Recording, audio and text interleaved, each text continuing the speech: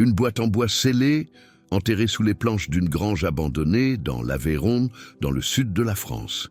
À l'intérieur des pages jaunies, couvertes d'encre rouge, non pas du sang, mais quelque chose de pire, des mots écrits en 1889 qui décrivaient avec une précision effrayante des événements qui ne se produiraient que 31 ans plus tard. L'homme qui a écrit cela est mort interné. Sa famille l'a traité de fou. Ses voisins ont brûlé tout ce qu'ils possédaient. Mais ils ont oublié le manuscrit caché, parce que ce qui était écrit là, ce n'était pas seulement des prédictions, c'était une carte, un scénario détaillé de la façon dont une petite ville française allait être rayée de la carte, la date exacte, le nombre de morts, jusqu'au nom des enfants qui ne survivraient pas. Et tout s'est accompli. Voici l'histoire de l'homme qui a vu le futur et qui a été détruit par cette vision. Abonnez-vous et activez la cloche, car ce que vous allez découvrir ici n'a jamais été raconté de cette façon. Septembre 2003. Rochelle, une petite commune de 847 habitants dans l'Aveyron. Le genre d'endroit où tout le monde se connaît depuis des générations, où les mêmes familles cultivent les mêmes terres depuis avant la Révolution. Marie Gasquet avait 19 ans quand son grand-père est mort. Elle a hérité de la propriété. 4 hectares de terre sèche, une maison en pierre du XVIIIe siècle et une grange que personne n'utilisait depuis des décennies. Le bois était pourri, les tuiles tombées. Marie voulait tout démolir et recommencer à zéro. C'est alors qu'elle a trouvé la boîte. Elle était enterrée sous les lattes du plancher, enveloppée dans une toile cirée noire. À l'intérieur, un carnet à couverture rigide, du genre utilisé par les comptables au XIXe siècle. Les pages étaient couvertes d'une calligraphie serrée, presque désespérée, et tous les mots étaient écrits à l'encre rouge sang. Marie a emporté le manuscrit chez elle. Elle a commencé à lire le soir même. À 3 heures du matin, elle pleurait sans pouvoir s'arrêter, parce qu'elle reconnaissait les noms. Le manuscrit commençait ainsi. « Je m'appelle Étienne Lavelle. J'ai 41 ans, et je sais que je vais mourir interné. Mais avant qu'il ne m'emmène, je dois consigner ce que j'ai vu. Peu importe si personne ne me croit, peu importe si l'on me traite de démon. Le 3 juin 1920, à 14h17, Rochelle cessera d'exister. Et j'ai vu chaque seconde de cet événement. » Marie lâcha le carnet. Elle prit une profonde inspiration. Puis elle le reprit, parce qu'elle connaissait cette date. Tout le monde à Rochelle la connaissait. Le 3 juin 1920, le jour de l'inondation. Le jour où la rivière Aveyron est montée de 11 mètres en moins de 2 heures. Le jour où 184 personnes sont mortes noyées. La plus grande tragédie naturelle de l'histoire de la région. Et cet homme, Étienne Lavelle, avait écrit à ce sujet 31 ans avant que cela ne se produise. Ce n'était pas une prévision vague, pas une intuition mystique. C'était une description minutieuse. L'heure exacte, le nombre de victimes, les maisons détruites, jusqu'au nom de familles entières qui seraient emportées par les eaux. Marie tourna la page. Ses mains tremblaient. Cela commence par la pluie rouge, 3 jours avant. Personne ne comprend d'où vient cette couleur. Ensuite, le silence. Les oiseaux cessent de chanter, les chevaux refusent de boire à la rivière. Et puis, le jeudi, le ciel s'ouvre. Chaque mot donnait l'impression de lire le propre certificat de décès de la ville. Mais il y avait pire. Sur la dernière page du manuscrit, Étienne avait écrit « Personne ne m'écoutera. Ils vont m'enfermer. Ils effaceront mon nom. Mais quand l'eau viendra, ils se souviendront et ils sauront que j'ai vu, que j'ai toujours vu, que je ne peux pas m'arrêter de voir. » Si vous avez déjà ressenti ce frisson, vous avertissant que quelque chose de terrible est sur le point d'arriver, laissez un like maintenant. Étienne Lavelle est né en 1848, fils d'un forgeron et d'une couturière. Il a grandi à Rochelle, où tout le monde le connaissait comme un enfant calme, doué avec les chiffres, mais mauvais avec les gens. À 14 ans, il a commencé à travailler comme commis à la mairie. À 20 ans, il était déjà responsable de tous les registres officiels de la commune. Il était méticuleux, obsessionnel. Il gardait chaque reçu, chaque certificat, chaque lettre. Son écriture était petite et précise, comme si chaque mot était un contrat légal. Mais en 1889, quelque chose a changé. Selon les registres que Marie a réussi à trouver à la mairie, Étienne a commencé à manquer le travail. Il apparaissait le matin avec des cernes profonds, comme s'il n'avait pas dormi depuis des jours. Il refusait de manger. Il passait des heures à regarder par la fenêtre, notant des choses dans des carnets qu'il cachait à ses collègues. En juillet de cette année-là, il a essayé de prévenir. Il est allé voir le maire, un homme nommé Auguste Ricard, et lui a dit que Rochelle serait détruite, qu'une inondation allait arriver, que 184 personnes allaient mourir, qu'il avait tout vu en rêve. Non, pas en rêve, éveillé. Des images qui apparaissaient comme des flashs, des corps flottants, des maisons qui s'effondrent, des enfants emportés par le courant.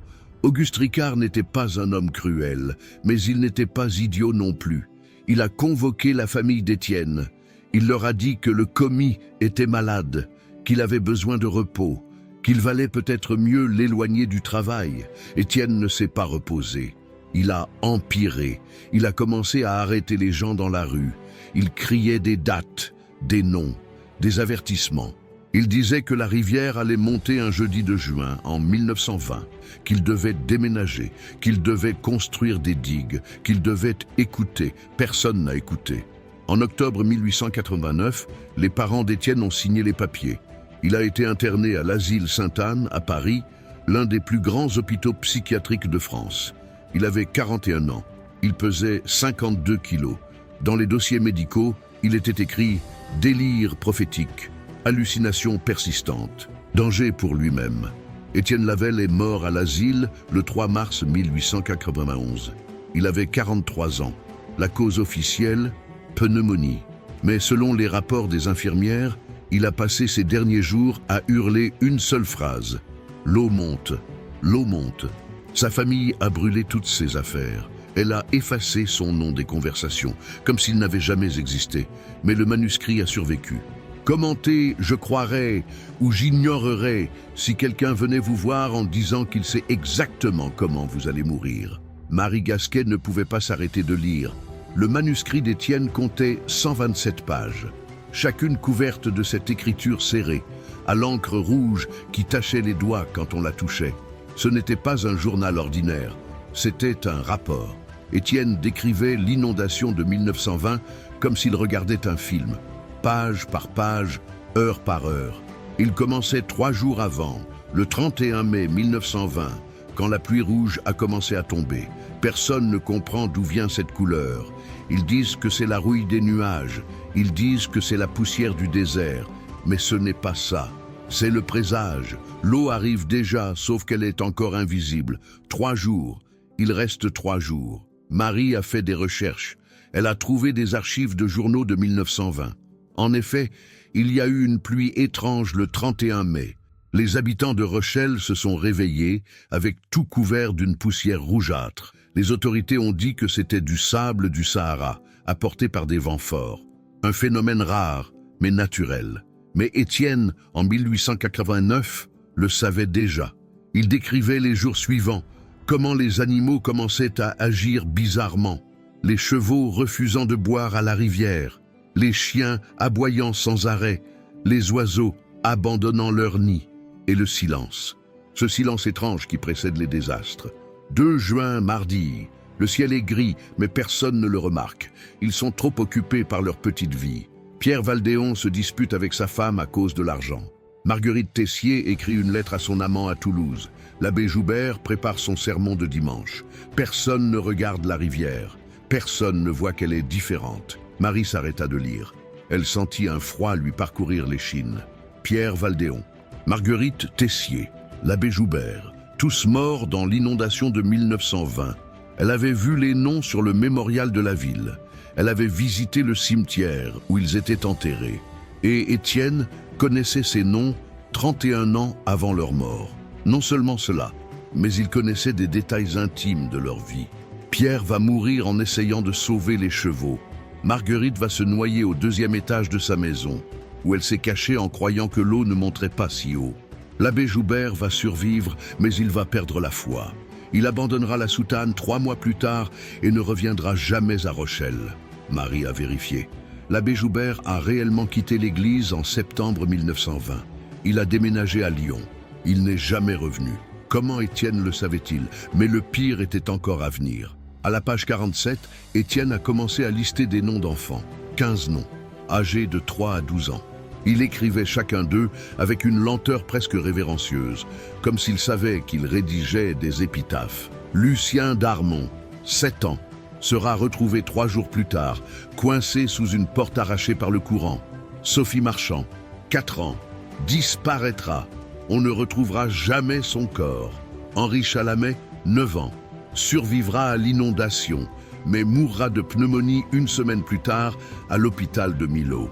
Marie lâcha le manuscrit. Elle alla à la cuisine, but de l'eau, respira. Elle revint. Elle rechercha chaque nom.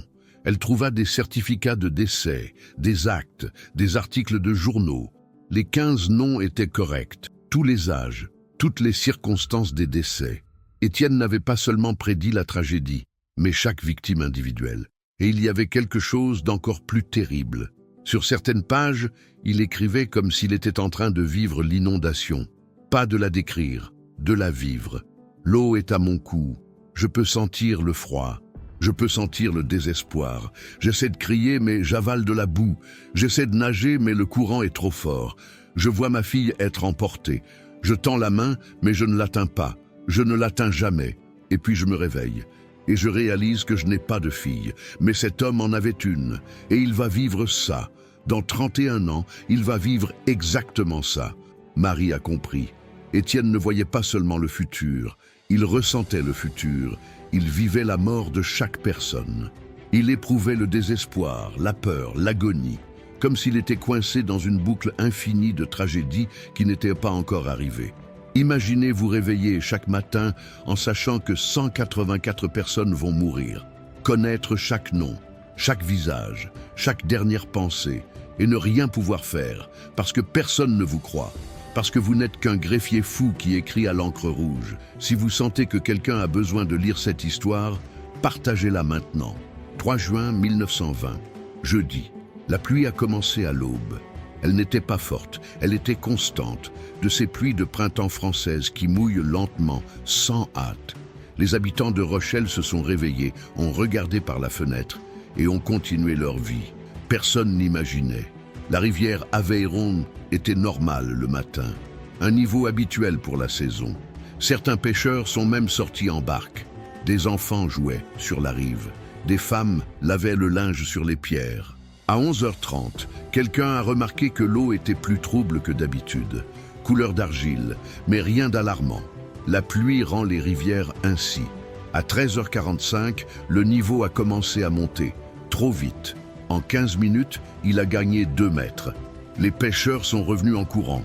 Les enfants ont été rappelés. À 14h, le maire a ordonné l'évacuation. Mais il était déjà trop tard. À 14h17, exactement comme Étienne l'avait écrit, la rivière a explosé. Ce ne fut pas une inondation progressive. Ce fut un tsunami d'eau boueuse qui a tout balayé devant lui. Des maisons en pierre se sont effondrées comme des châteaux de sable. Des ponts centenaires ont été arrachés. Des arbres ont été déracinés. Les gens ont été piégés chez eux, sans le temps de fuir.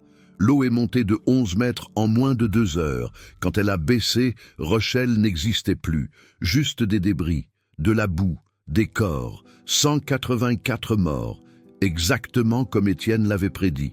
Marie a lu le récit d'Étienne sur cette journée. Il avait écrit comme s'il y était, comme s'il voyait tout se passer en temps réel, alors même qu'il était interné à Paris, 31 ans plus tôt. 14h17, l'eau brise la digue nord. Pierre Valdéon court vers l'écurie. Il essaie de libérer les chevaux. Il n'y arrive pas. L'eau le rattrape. Il s'accroche à une poutre. La poutre casse. Il coule. Ses poumons se remplissent de boue. Il pense à sa femme. Il pense qu'il aurait dû demander pardon pour la dispute d'hier. Et puis, il cesse de penser. Marie a vérifié les registres. Pierre Valdéon est mort exactement ainsi. Son corps a été retrouvé coincé dans les décombres de l'écurie. 14h23, Marguerite Tessier monte au 2e étage. Elle croit qu'elle est en sécurité. L'eau monte plus vite qu'elle ne l'imagine. Elle couvre les escaliers. Elle couvre la porte. Elle essaie de casser la fenêtre. Elle n'y arrive pas. L'eau remplit la chambre. Elle essaie de respirer, mais il n'y a plus d'air. Elle pense à son amant. Elle pense à la lettre qu'elle a écrite hier. Elle pense qu'elle ne sera jamais lue, et puis elle cesse de penser. Marguerite Tessier a été retrouvée au 2e étage de sa maison. Noyée, page après page, Étienne décrivait chaque mort, comme s'il y avait été, comme s'il était mort 184 fois ce jour-là. Et il y avait une dernière note, écrite sur la page finale du manuscrit, d'une écriture encore plus tremblante, comme si Étienne était trop épuisé pour tenir correctement son stylo. « Ça va arriver, je sais que ça va arriver, mais personne ne m'écoutera. Et quand ça arrivera, personne ne se souviendra que j'avais prévenu. Ils diront que c'était imprévisible, ils diront que c'était le destin, mais ce n'était pas le cas. J'ai vu, j'ai toujours vu, et je continue de voir. Même ici, dans cet endroit froid où ils m'ont enfermé, je continue de voir. Et je ne peux pas m'arrêter. » Marie Gasquet ne savait pas quoi faire du manuscrit. Une partie d'elle voulait le brûler, faire semblant de ne l'avoir jamais trouvé, retourner à sa vie simple d'institutrice dans une commune tranquille. Mais une autre partie, la partie qui n'arrivait plus à dormir correctement depuis qu'elle avait commencé à lire, savait qu'elle devait montrer cela à quelqu'un. En novembre 2003, elle a apporté le manuscrit à l'université de Toulouse. Elle a cherché le département d'histoire. Elle l'a laissé au professeur Bernard Lacroix, spécialiste de l'histoire régionale du sud de la France. Bernard a mis 3 semaines à répondre. Quand il a appelé Marie, sa voix était différente, tremblante, comme s'il avait vu quelque chose qu'il ne pouvait expliquer. « C'est réel », a-t-il dit. « J'ai tout vérifié. L'écriture est cohérente avec des documents de 1889. L'encre a été datée au carbone, 19e siècle. Le papier est authentique. Et tous les détails sur l'inondation de 1920 sont corrects, effroyablement corrects. Bernard a fait plus. Il a trouvé les dossiers médicaux d'Étienne Lavelle à l'asile Sainte-Anne. Il a discuté avec des historiens. Il a fouillé les archives. Et il a découvert quelque chose que Marie ne savait pas. Étienne n'était pas le seul. Il y en a eu d'autres. D'autres patients internés à la même période, dans le même asile, avec des diagnostics similaires, délire prophétique. Des gens qui disaient voir le futur. Des gens qui décrivaient des événements qui ne s'étaient pas encore produits. La plupart sont morts jeunes. Certains ont été lobotomisés. D'autres ont simplement disparu des registres, comme s'ils n'avaient jamais existé. Mais il y avait un modèle. Presque tous avaient vu des catastrophes, des guerres, des incendies, des inondations, des maladies. Comme si le futur auquel ils parvenaient à accéder n'était que le futur tragique. Comme s'ils ne réussissaient à voir que les fractures, les effondrements, les fins. Bernard a écrit un article académique sur le manuscrit. Il a été publié dans une obscure revue d'histoire régionale. Quelques journaux locaux ont fait de petits articles. Mais rien de plus, parce que personne ne savait quoi faire de ça. Comment l'expliquer ? Coïncidence, fraude, voyage dans le temps, prémonition, folie avec une chance statistique. Marie a rangé le manuscrit dans la boîte. Elle l'a mise au grenier de sa maison. Elle a verrouillé la porte. Mais avant, elle a fait une copie. Et elle a laissé une lettre pour celui qui la trouverait dans le futur. Si vous lisez ceci, c'est que vous avez trouvé le manuscrit d'Étienne Lavelle.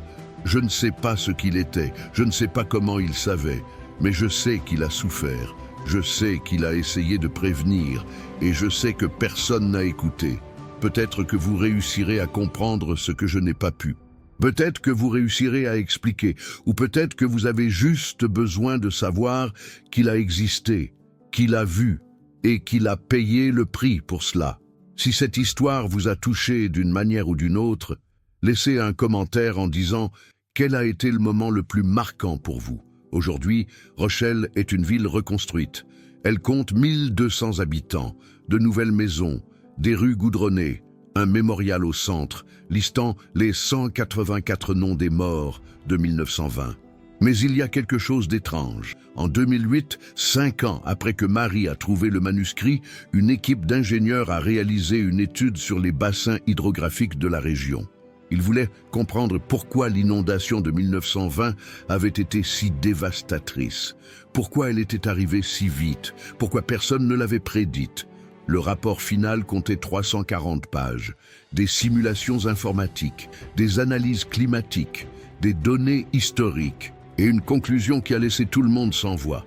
L'inondation du 3 juin 1920 a été le résultat d'une combinaison extrêmement rare de facteurs climatiques, géologiques et hydrographiques. Statistiquement, un événement de ce type a une probabilité d'occurrence de 1 sur 10 000 ans. Prévoir un tel événement sans instruments modernes serait impossible. Impossible. Mais Étienne l'a prédit. Non seulement l'événement, mais le jour exact, l'heure exacte, les détails spécifiques, comme s'il ne l'avait pas seulement vu, mais vécu. Certains chercheurs ont tenté d'expliquer. Ils ont dit qu'Étienne était peut-être un génie mathématique, qu'il avait peut-être calculé des modèles climatiques, qu'il avait peut-être étudié la rivière de manière obsessionnelle, mais cela n'expliquait pas les noms, cela n'expliquait pas les morts individuelles, cela n'expliquait pas comment il savait que Pierre Valdéon allait se disputer avec sa femme pour de l'argent, ou que Marguerite Tessier allait écrire une lettre à son amant, ou que l'abbé Joubert allait perdre la foi. Marie Gasquet est morte en 2019, à 35 ans. Cancer, rapide, brutal. Avant de mourir, elle a donné le manuscrit original au musée régional de l'Aveyron, à une condition, qu'il soit exposé, que les gens connaissent l'histoire, que le nom d'Étienne Lavelle ne soit pas oublié. Le manuscrit est là-bas encore aujourd'hui, dans une vitrine en verre au 3e étage. Des pages jaunies, de l'encre rouge délavée, une écriture serrée. Et tous les jours, des touristes et des habitants passent devant. Ils lisent les premiers paragraphes, ils regardent les dates, ils font le calcul. 31 ans. Ils savaient 31 ans avant, et personne n'a écouté. La question qui demeure est, et s'il avait été écouté? Et si, en 1889, les autorités avaient pris Étienne au sérieux, construit des digues, évacué la ville, changé le cours de l'histoire, 184 personnes seraient-elles en vie aujourd'hui? Ou bien le futur ne peut-il pas être changé? Étienne était-il condamné à voir, mais jamais à interférer? Comme Cassandre, dans la mythologie grecque, condamné à savoir, mais à ne jamais être cru. Il y a une dernière note dans le manuscrit, sur la 4e de couverture, écrite d'une écriture différente, plus récente. Quelqu'un a écrit là, au crayon, en 2004. J'ai trouvé ce manuscrit par hasard. J'ai tout lu, j'ai tout vérifié, et maintenant j'ai peur de dormir, parce que je ne sais pas si le futur est figé ou si nous pouvons le changer. Mais je sais qu'Étienne Lavelle a vu, et je sais que personne ne devrait avoir ce pouvoir. Parce que voir le futur sans pouvoir le changer n'est pas un don, c'est une malédiction. Abonnez-vous à la chaîne, activez la cloche et mettez un like si vous croyez qu'il existe des choses que la science ne peut pas encore expliquer. Partagez cette histoire avec quelqu'un qui a besoin de l'entendre. Et commentez, auriez-vous cru Étienne Lavelle ?